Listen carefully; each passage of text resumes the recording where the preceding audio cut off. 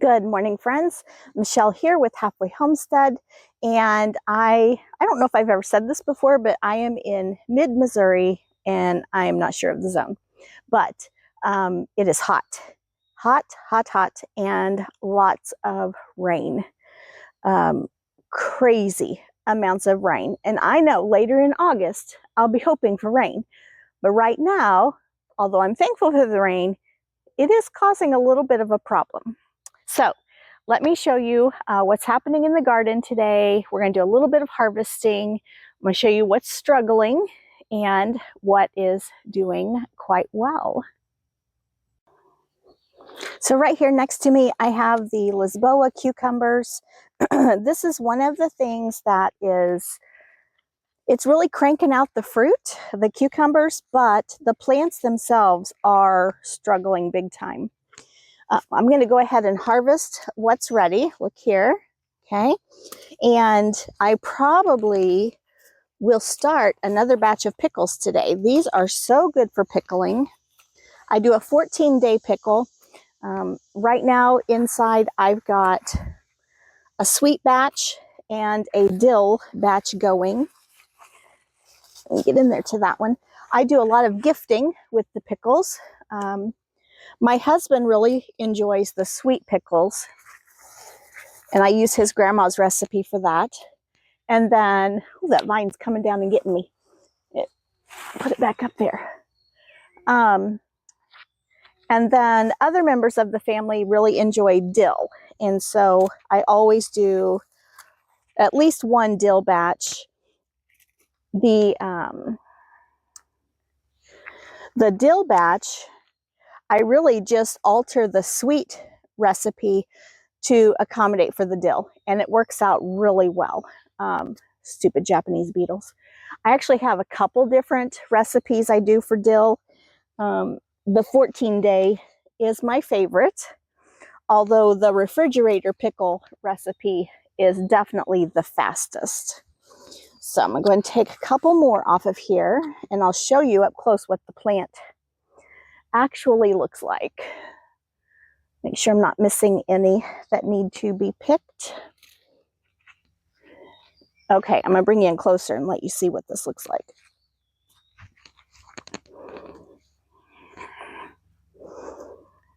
So in here, I think I showed you last week, we have some cucumbers that are showing some stress. They're curling, okay? That could be the extreme heat. It could be too much rain. And then see here, we've got leaves that are just dying off. I was trying to keep all of these ugly leaves pruned off of here, but it's kind of gotten ahead of me, or away from me. I may come in here today and try to prune some of these off, but I also need the cucumbers, the fruit themselves, to be a little bit shaded so they don't get sunburnt. So I'm not sure what I'll do with that exactly. Well, I've got, what is happening with that one? Pull that one off if I can get it off. This one is just kind of dried up on the end, so I don't know if maybe it had poor pollination, maybe too much rain, I don't know, but I'm just going to toss that one down. Okay, let's go over and look at the onions. Okay, so the onions in this raised bed, whoo, the grass is wet and kind of cold, have been falling over just a few at a time. And so what I've been doing is, oh my gosh, that stem is so gross. What I've been doing is, as they fall over, come out and pull the onion. Look at that. Isn't that gorgeous? You really don't want to pull the onions when they're wet. However, we've had so much rain, I'm afraid that if I don't go ahead and pull them, they're just going to rot. Look at this one. Now this is, let's see, the variety is called Candy. And I did purchase plants from Dixon Dale Farms, so this one's not quite as big, but it'll still be delicious.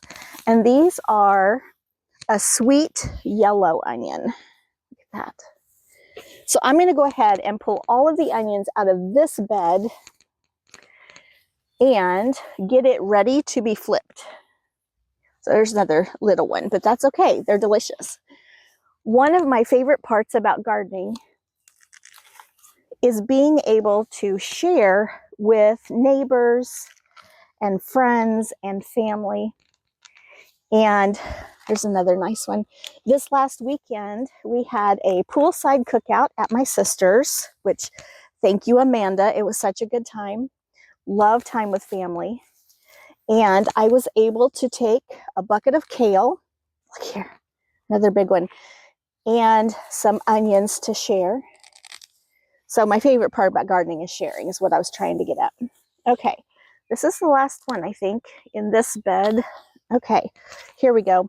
Now in this bed, along with all the grass, we also have some carrots. And the carrots really got choked out by the grass. So let's see if anything. Okay, so I planted a rainbow mix. There's a white.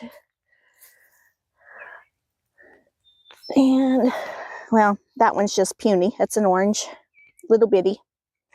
And I don't see, here's one. I don't see too many more. Yeah, that one just broke off under the dirt. Okay, so this bed, I'm even going to pull out the kale. I'm going to give the kale to the chickens. I'm going to remove the straw. I'm going to pull all the grass. I'll probably let the fennel go a while longer, although I did cut the fennel back and put all of the fronds out to dehydrate, and it's already coming back just crazy.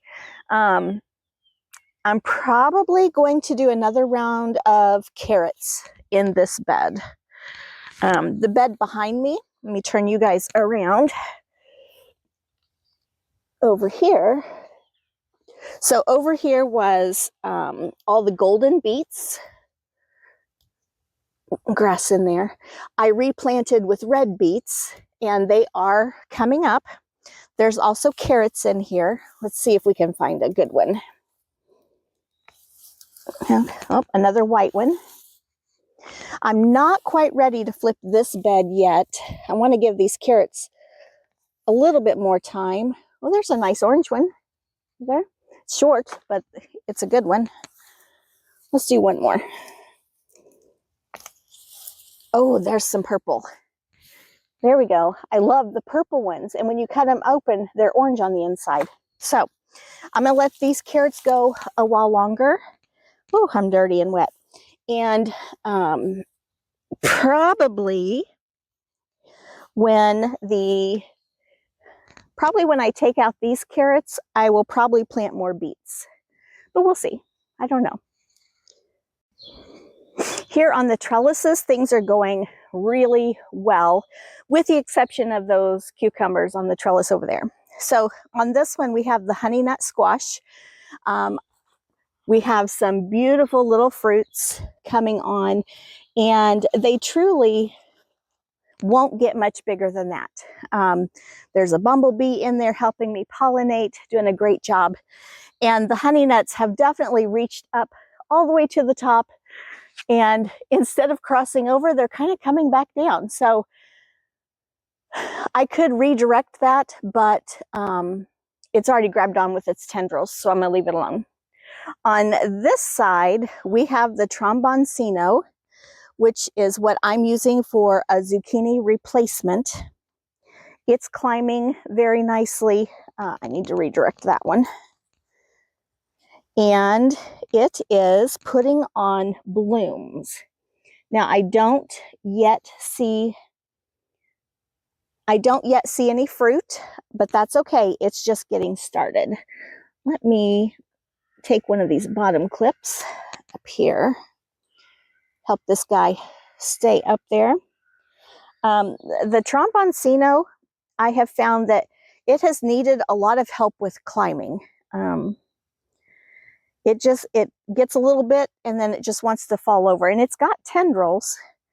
So like I said, this is my first time growing that one, and I'm not sure how it is supposed to behave, but as long as I get some fruit, I'm good. All right, I'm gonna bring you in closer and show you a couple of these honey nuts, and then we'll go to the next trellis over.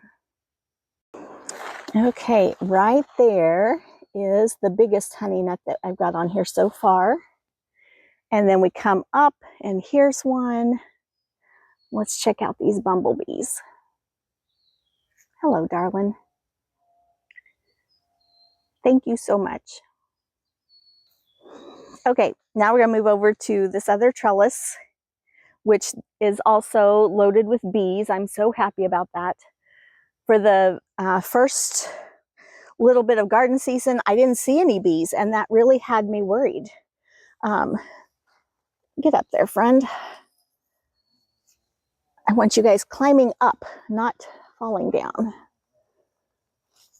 You have to be very careful lifting them and getting them, it's dripping in my face, wrapped around the trellis, because the vines break super easy. They are very, very delicate. This is my House Jumbo Cantaloupe.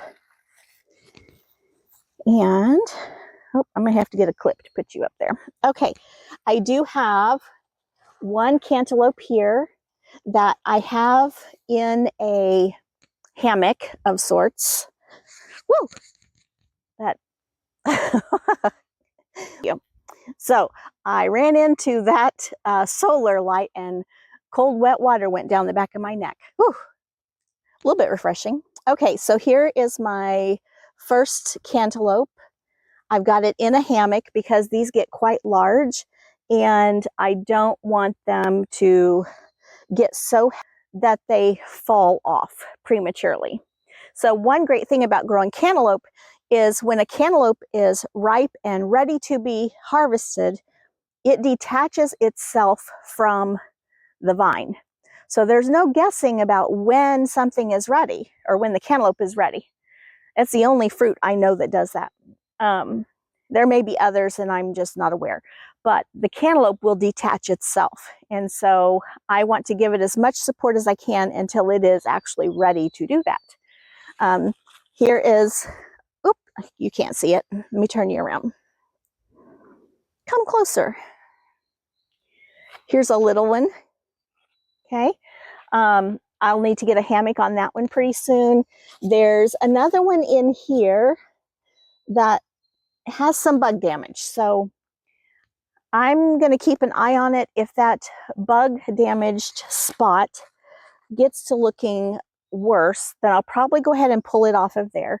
I don't want, I thought I had seen a couple more in here, but probably if I look from the other side, I'll be, oh, there's, nope, that's a leaf. Okay, anyway, I know there's more in there. I don't want the plant spending its energy to ripening a damaged fruit. So I probably pull that off. If it gets worse, I'm going to keep an eye on it, and then the plant can put its energy into ripening the fruit that's doing well. Here behind me, I've got my snail vine. It has now got taller than me. I'm so excited about that. I know I've said this every time. I love the snail vine. I want them to, I'd love for it to cover this trellis, but I have to plant a lot more, I think, to do that. And, oh, I just see something exciting over there. I'll show you in a minute. The snail vine. Smells amazing, has a beautiful corkscrew kind of bloom, and they have been so hard to grow. I really want it to grow big, bloom, and then I could save seeds because the seeds are really expensive. This snail vine over here is right here. This is the top of it. It was very shaded out by the onions and the carrots that were behind it. So I'm hoping now that I get this bed cleaned out, even though I'm going to plant carrots back in there, it'll give it some time to get way above the carrots and be able to absorb that sunshine and produce food for the plant. This, me, crazy lady, thought was a snail vine, and it's a sweet potato, but it's growing and climbing, and so I'm going to leave it, and we'll just have another spot for sweet potatoes. Like I said, I'm going to take the kale out. I'm going to give it to the chickens. Kale does not love the heat, and it is definitely struggling. Like this one here, you can see it is completely drooped over. The leaves are falling off. So it is just, it's time to go. I picked off the best of it to share with family, and I feel like I've dehydrated enough for myself. And so I'm just going to pull it out and be done. I did plant beets in here where I had pulled out the golden beets. I did put in some red beets.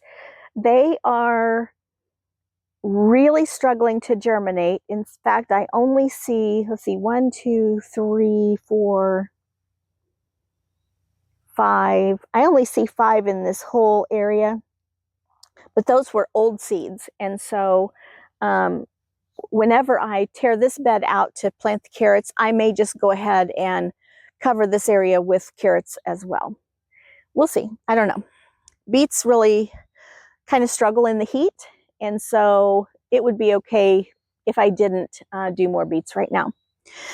I do see some problems. Okay, let me turn you around so you can see the garden. So what I said was so exciting was I see that my corn is starting to tassel. So let's go look at that first. Now, if you remember, if you've been with me for a while, you know that I have planted, I'm going to get you guys right in there. Okay, and it is muddy. I'm leaving footprints. Okay, so I planted the corn twice, and there are a couple here that are so much taller than the rest, and they actually came up the first time. The rest of this came up on the second planting, but this one was one of the first, and it has a tassel. And then right here, this was one of the first, and it is tasseling. So that is so exciting. Now, because those two are so far apart, and because the other plants are not tasseling yet, they might not actually produce anything. And if that's the case, it'll be okay, because I have all these others that will be coming up. And have you ever heard, I'm sure you've heard this, knee high by the 4th of July is where you want your corn to be? Well, it has definitely surpassed my knees, and that is exciting. And today is July 9th. Today's July 9th. So I made it.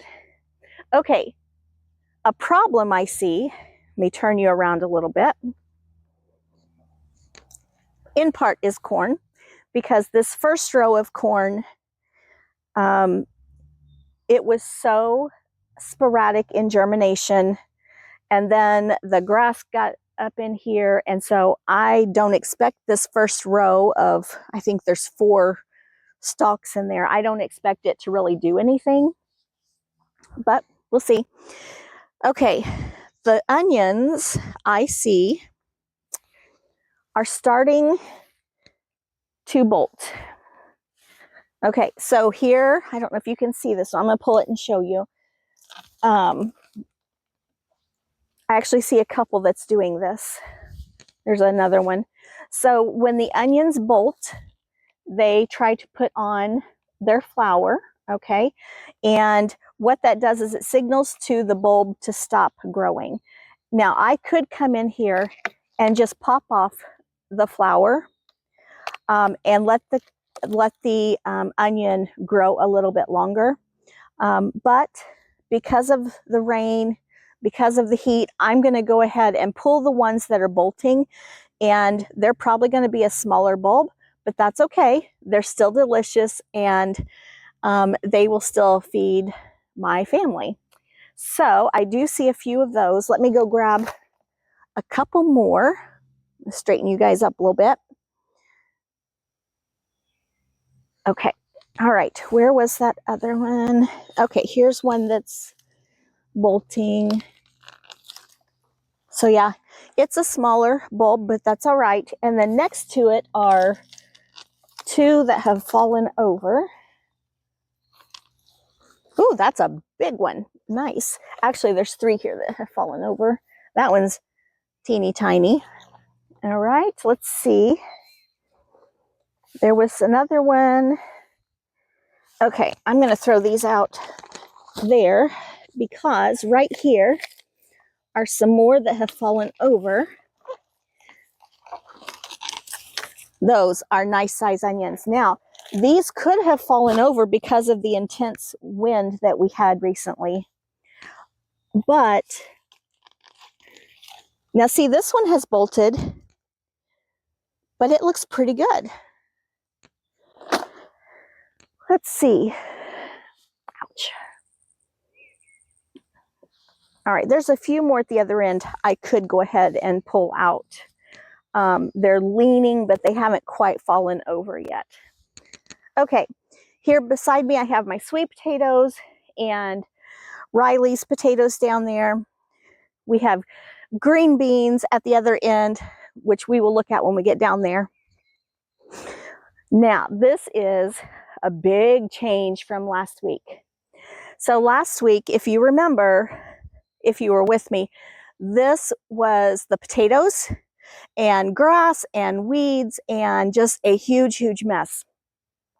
So we came in, Scott and I came in and dug all the potatoes, and I will put a picture in right here.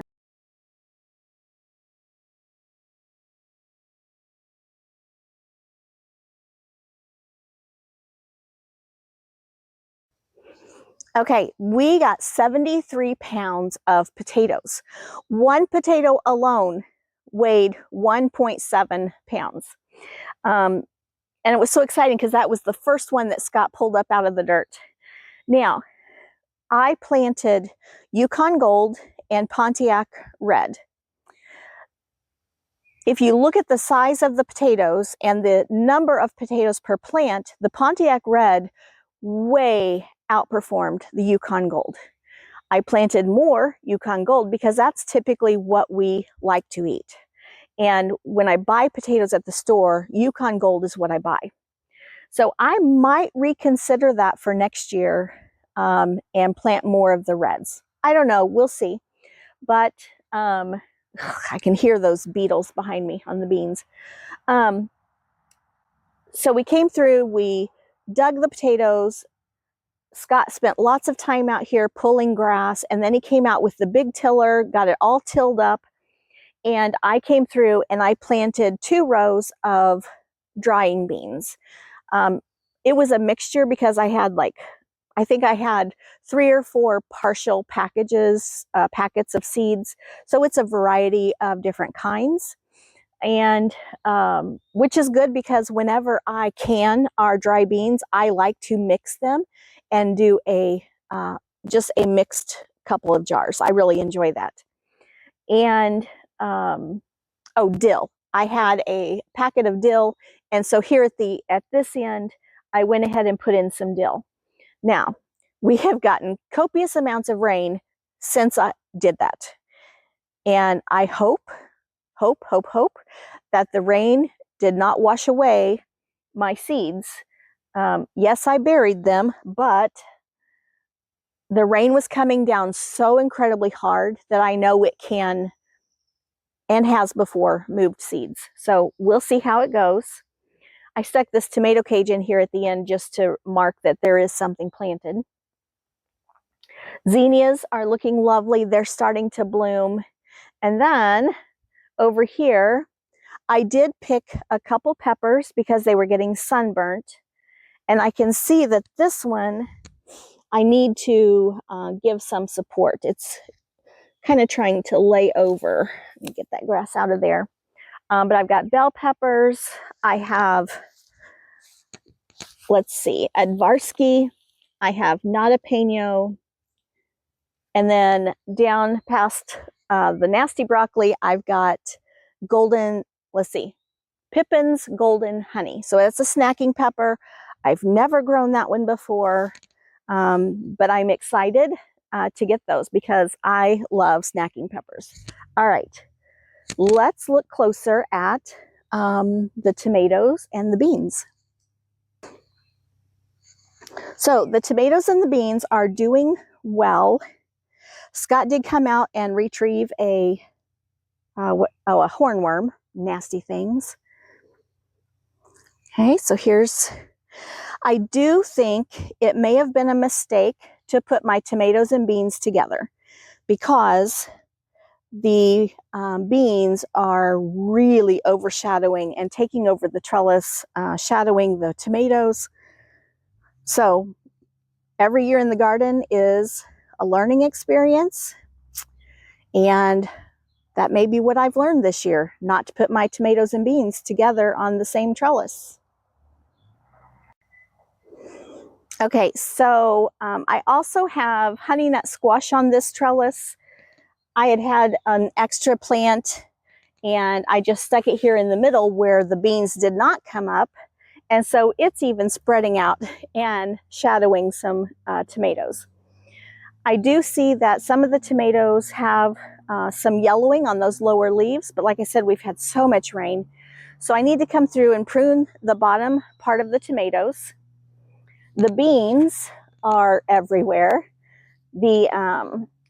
So the scarlet runner beans are the ones that I thought did not come up, but you can see the blooms here.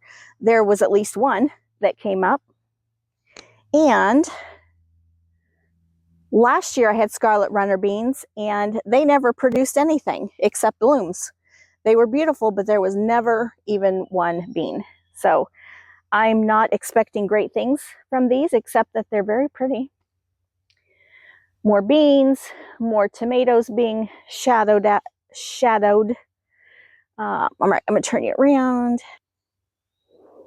Okay, see there's a tomato plant right there that's just so covered up. I do still have my Roma tomatoes up in the raised bed, so it'll be okay. Down here, I've got some tomatoes right in there, and it's such a heavy cluster, it broke the limb on those tomatoes. And so I came through and I just tied them up, trying to give it some extra support so that the branch doesn't completely die off. Now, let's see, which way should we go? Daisy's up there laying between the beds. Oh, let me give you an update on Sassy. She is doing so much better.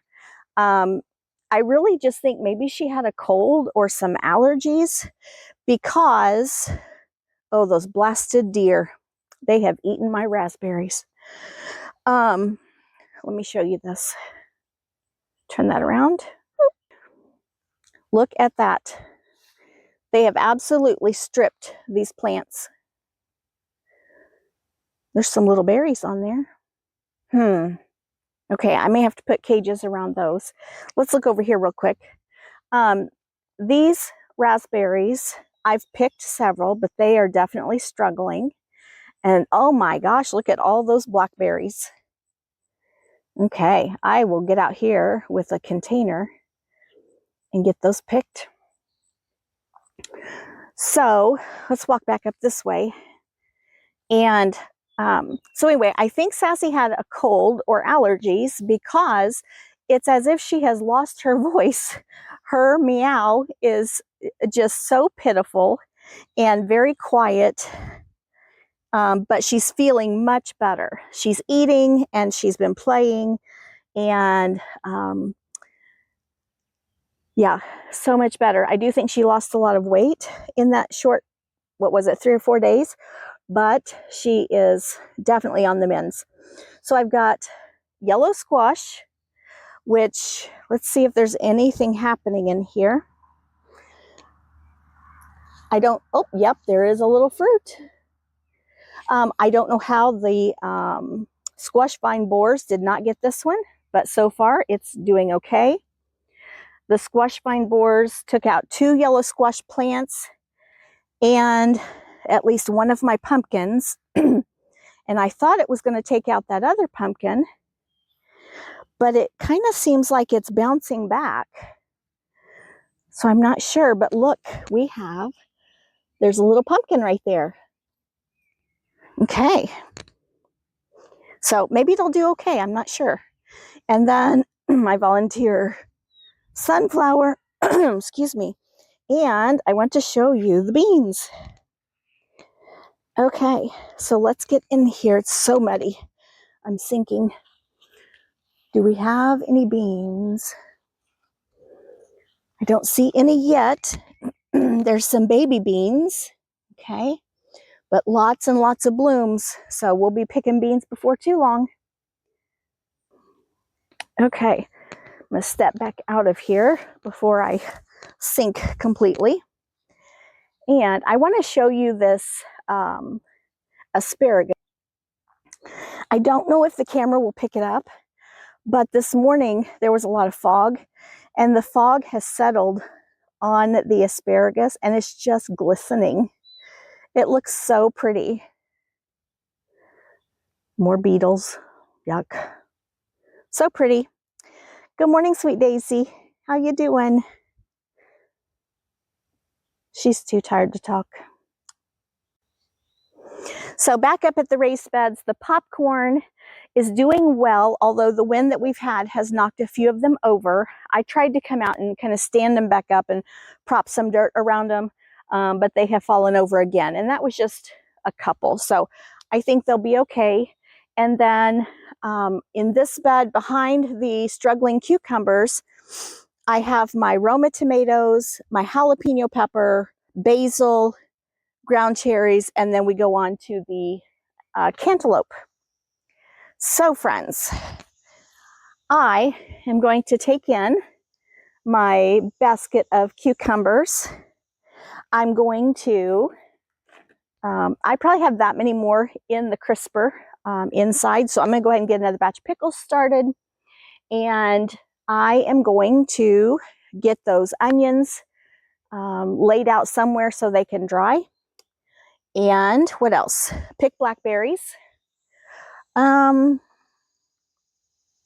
Oh, and the kale. I'm going to get the kale out and throw that to the chickens. And then I will probably go in. I've got some sourdough rising, so I want to make some English muffins. And I've been gone for a couple days, so I need to do some laundry and some house cleaning, that kind of stuff. We have chickens ready to go to freezer camp. That'll be happening on Saturday, so that's exciting for a couple reasons. One, that's one less thing I have to take care of each morning and each evening, is that bunch of chickens. And also put food in our freezer, so that will be lovely. All right, I'm going to throw in some clips of flowers because I did not take you up to the flower beds today, but everything is just so beautiful. And I will throw in some clips here, and I pray you guys have a blessed day and happy gardening. I'll see you next week.